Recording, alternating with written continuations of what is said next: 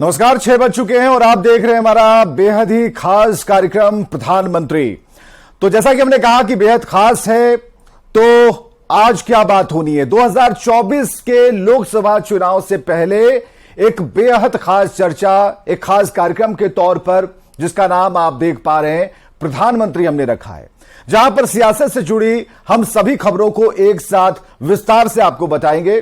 क्या चल रहा है, क्या होने वाला है और पूरा विश्लेषण इसमें होगा। सबसे पहले देखते हैं आज की सबसे बड़ी चुनावी खबर।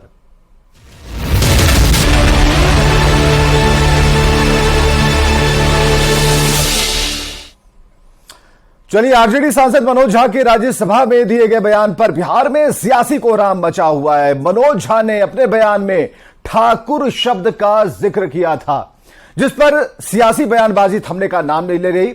सवाल घूम फिर कर वहीं पहुंच जाता कि आखिर बिहार में हर बात पर जात की बात क्यों होती है। अंदर एक ठाकुर है जो न्यायालयों में बैठा हुआ है, विश्वविद्यालयों में बैठा हुआ है, संसद की दहलीज को वो चेक करता है। आरजेडी के राज्यसभा सांसद मनोज झा ने राज्यसभा में ठाकुर का कुआं नाम की एक कविता क्या पढ़ी। बैल ठाकुर का, हल ठाकुर का। मनोज झा ने यह भी साफ कर दिया कि वो किसी जाति की बात नहीं कर रहे, जो हमारे अंदर है। लेकिन मनोज झा के ठाकुर शब्द का इस्तेमाल कर देने से बिहार में एक बार फिर जाति पर बात और बहस शुरू हो गई। जेडीयू और बीजेपी के कुछ नेताओं ने इसे जाति से जोड़कर मनोज झा पर हमले करने शुरू कर दिए, तो हिंदुस्तानी अवाम मोर्चा के संरक्षक और पूर्व मुख्यमंत्री जीतन राम मांझी मनोज झा के समर्थन में खड़े हो गए कि जो भी झा जी बोले हैं पार्लियामेंट में, उसमें कहीं कोई बात ही नहीं उठनी चाहिए। अगर लोग उठा रहे हैं तो इसका मतलब है कि लोग अपना कास्ट का पोलराइजेशन करना चाहते हैं। भले ही जेडीयू के कई नेताओं को मनोज झा का बयान रास न आया हो, लेकिन जेडीयू के राष्ट्रीय अध्यक्ष ललन सिंह को मनोज झा के बयान में कुछ भी गलत नहीं लगता। विवाद है, वो उनका बयान नहीं है, ये उनका वक्तव्य भी नहीं है, ये उनकी राय भी नहीं है।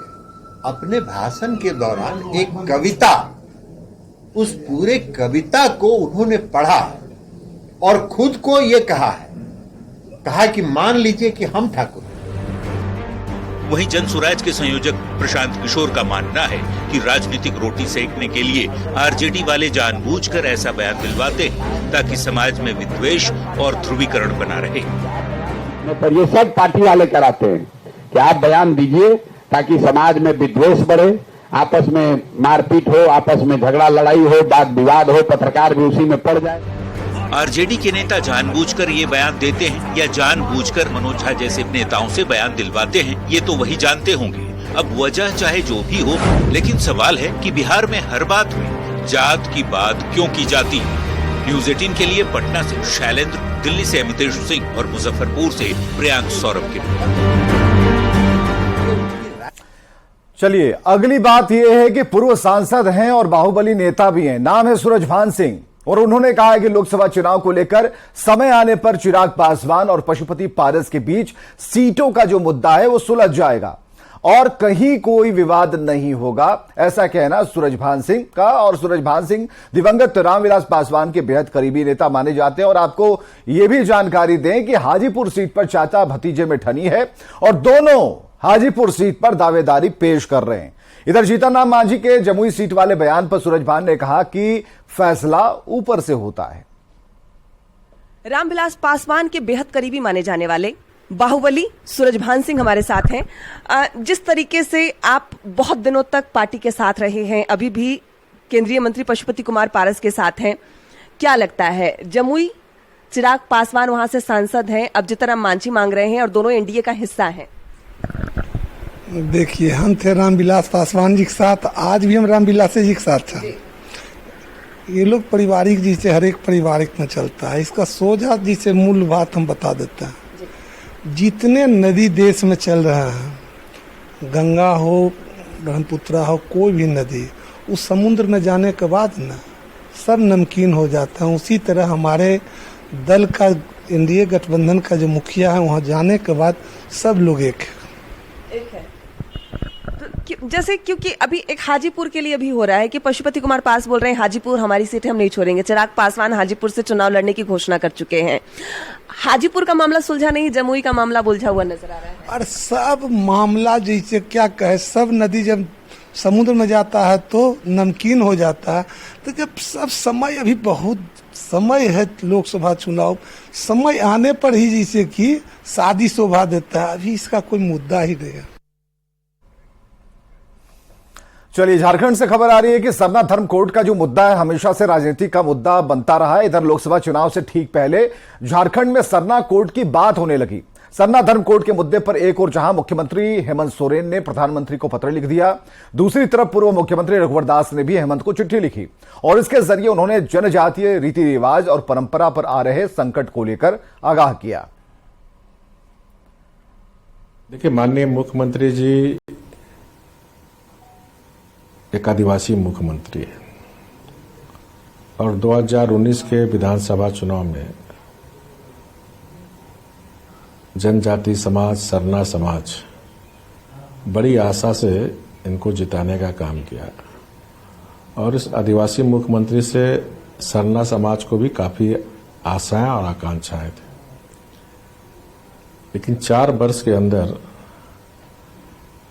इनके मुख्यमंत्रित्व काल में झारखंड की संस्कृति और परंपरा को जितनी क्षति हुई, राज गठन के बाद किसी सरकार में हमारी झारखंड की संस्कृति या परंपरा पर हमला नहीं हुआ।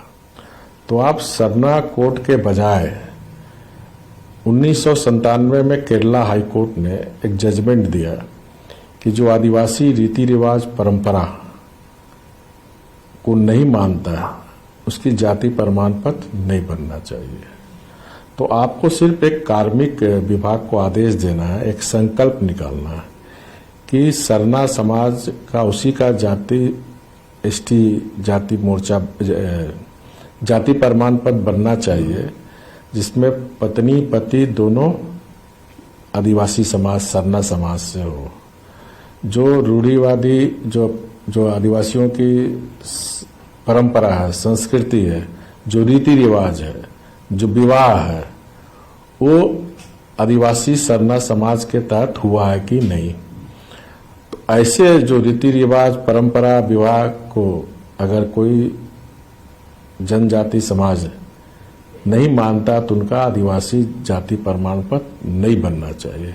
मैं आज इस पत्र के माध्यम से माननीय मुख्यमंत्री से अनुरोध किया हूं कि जो काम, ये काम आपके हाथ का, सिर्फ एक आपको आदेश देना है कार्मिक विभाग को कि एक संकल्प निकालकर, एक प्रपत्र निकालकर सभी वीडियो को भेज देना ताकि हमारे ये जो सरना समाज के नौजवान युवतियां उनको अधिक से अधिक सरकारी नौकरी मिल सके। चलिए, अगले सेगमेंट की तरफ बढ़ते हैं और देखते हैं बयान बवाली जिस पर मचा है सियासी घमासान।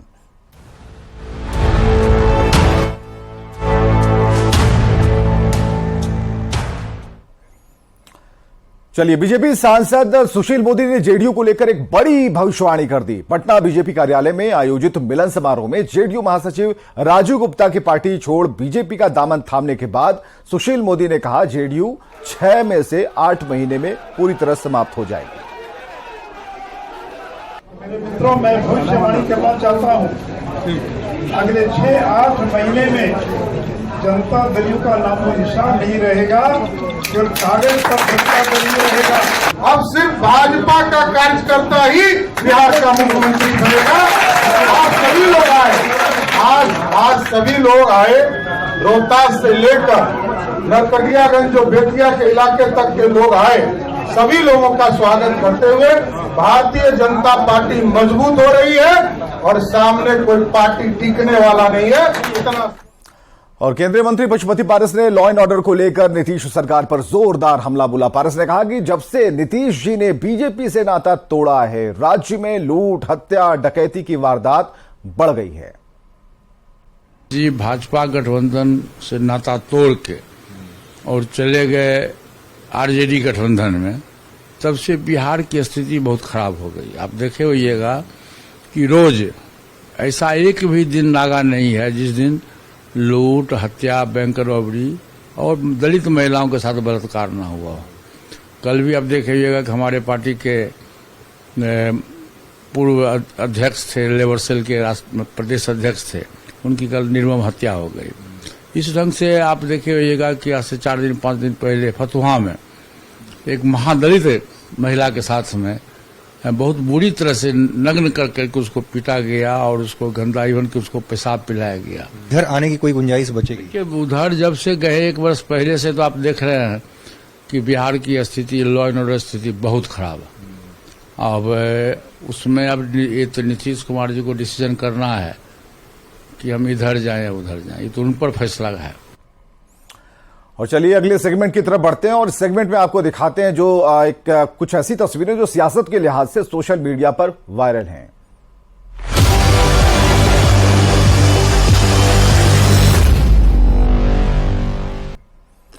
गुजरात दौरे के बीच प्रधानमंत्री नरेंद्र मोदी अहमदाबाद के साइंस सिटी पहुंचे, जहां वे रोबोटिक साइंस को लेकर किए जा रहे कामों की बारीकी को नजदीक से उन्होंने जानने की कोशिश की। पीएम के साथ गुजरात के राज्यपाल आचार्य देवव्रत और मुख्यमंत्री भूपेंद्र पटेल भी मौजूद थे।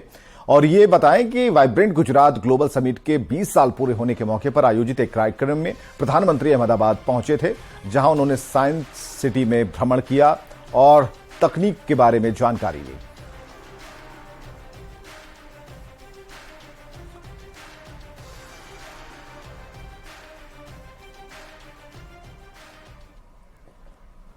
चुनावी वायरल में अगली तस्वीर बिहार के मुख्यमंत्री नीतीश कुमार की, जिन्होंने हिंदी भाषा की उपयोगिता को बनाए रखने की अपील प्रशासन के अधिकारियों से की है।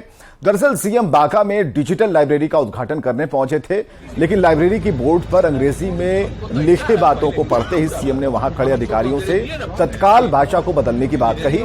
सीएम ने कहा कि आप हिंदी भाषा का महत्व खत्म कर रहे हैं। हिंदी हमारी भाषा है और उसे ही यहां बना रहने का अधिकार।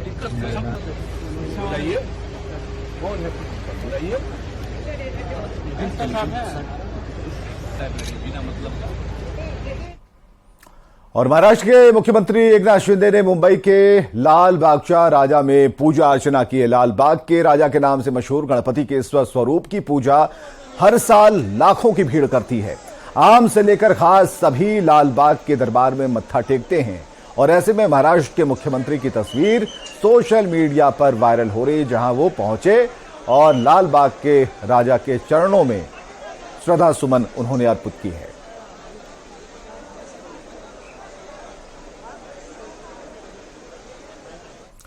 इधर कांग्रेस नेता दिग्विजय सिंह ने मध्य प्रदेश के उज्जैन में श्री महाकालेश्वर मंदिर में पूजा अर्चना की है। भोलेनाथ के 12 ज्योतिर्लिंगों में से एक महाकाल के धाम में शीश झुकाते कई राजनेता पहुंचते हैं। वैसे चुनावी सीजन में नेताओं का भगवान के दर पर जाने का कार्यक्रम भी तेज हो चला है।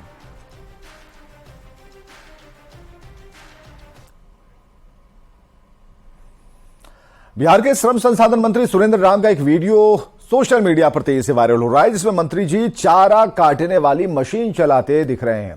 चारा काटने के बाद मंत्री जी खुद ही जाकर अपनी गाय को चारा भी खिला रहे हैं।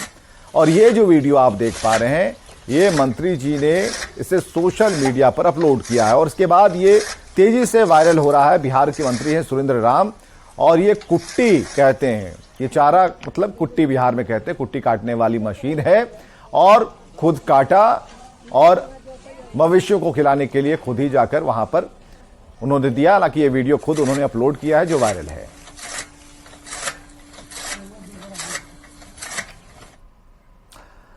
और अब देखते हैं चुनाव से जुड़ी 24 खबरें।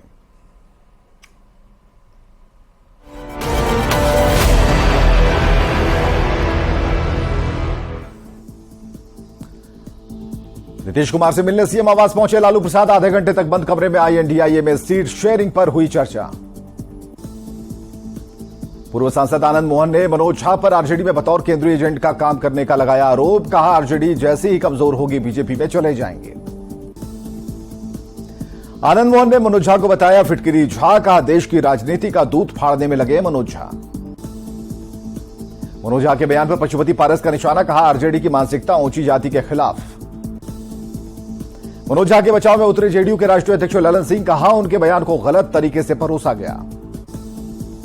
पूर्व सीएम जीतन राम मांझी ने आरजेडी सांसद मनोज झा का किया समर्थन, कहा ठाकुर की जाति से तुलना गलत।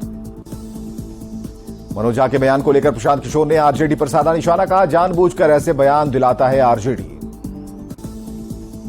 मनोज झा को लेकर बीजेपी विधायक का विवादित बयान, राजपूतों का अपमान करने पर राघवेंद्र प्रताप सिंह ने दी गर्दन उतारने की धमकी। सुशासन सूचकांक में बिहार के अंतिम पायदान पर आने पर बीजेपी प्रवक्ता प्रभाकर मिश्रा का सरकार पर हमला, कहा नीतीश कुमार की महत्वाकांक्षा ने बिहार को किया बदहाल। पशुपति पारस ने लॉ एंड ऑर्डर को लेकर नीतीश सरकार पर बोला हमला, कहा जब से उन्होंने बीजेपी से नाता तोड़ा है राज्य में लूट, हत्या और डकैती की वारदात बढ़ गई है। बीजेपी के प्रदेश अध्यक्ष सम्राट चौधरी का सीएम नीतीश पर हमला, कहा बीजेपी की कृपा से पहली बार बने थे सीएम नीतीश कुमार। केंद्रीय मंत्री गिरिराज सिंह ने कहा मनोज झा जब बोलते हैं तो नजर आता है लालू का चेहरा। लालू प्रसाद ने शुरू से समाज को विभाजित किया। नेता प्रतिपक्ष विजय सिन्हा ने विधानमंडल में भर्ती प्रक्रिया को लेकर उठाए सवाल, राज्यपाल राजेंद्र विश्वनाथ आर्लेकर से मुलाकात कर की शिकायत।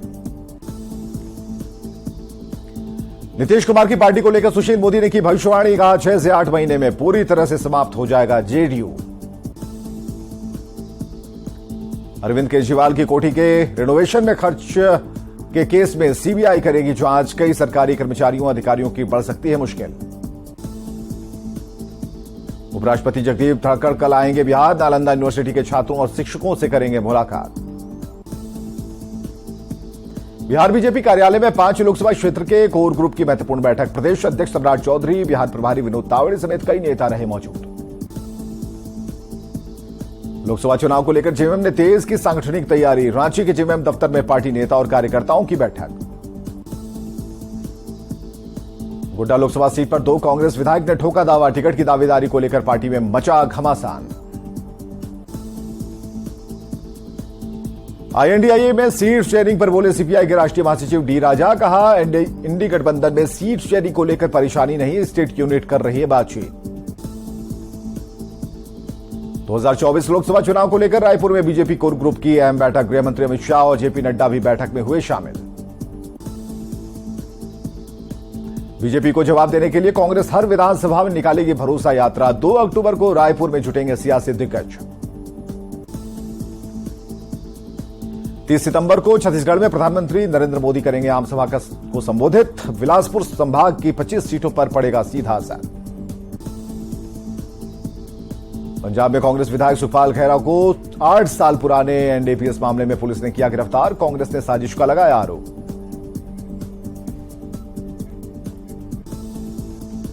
और खबरें लगातार जारी हैं, आप बने रहिए हमारे साथ।